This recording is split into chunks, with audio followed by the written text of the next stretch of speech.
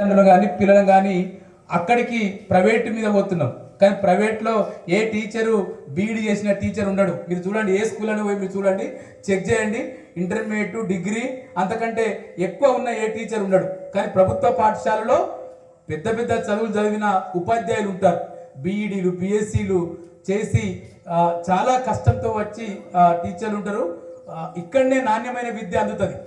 కానీ మనకు ఒక దృక్పథం ఉంది. ప్రభుత్వం అనగానే మన ప్రభుత్వ పథకాలు కావాలి, ప్రభుత్వం నుంచి స్కీములు కావాలి, కానీ ప్రభుత్వ బడి అద్దనుకుంటాం మనం. కానీ నేను గ్రామస్తులకు చెప్తాను, మా భూపతి అన్న ఉన్నాడు, మా రాములన్న ఉన్నాడు, మా చంద్ర అన్న ఉన్నాడు, మీరు మా అన్న జర్నలిస్ట్ ఉన్నాడు, నరసింహ ఉన్నాడు, ఇక్కడ పెద్దలందరూ ఉన్నారు. పెద్దలందరూ ఉన్నారు కాబట్టి మీ పిల్లలను అందరినీ, లేదు మీ చుట్టాల పిల్లలందరినీ ఇదే పాఠశాలలో చదివిస్తే ఇక్కడ పాఠశాల బతుకుతుంది. చాలా పాఠశాలలు మూసివేతకు గురవుతున్నాయి. కాబట్టి దయచేసి మన పిల్లలందరినీ ప్రైవేట్ పాఠశాలకు పంపించకుండా ప్రభుత్వ పాఠశాలకు పంపించమని చెప్పి ఒకటి నేను కోరుతా ఉన్నాను. అన్న నా గొంతు గట్టిగా చప్పట్టు కొట్టండి. చదువు జ్ఞానం వైపు నడిపిస్తుంది.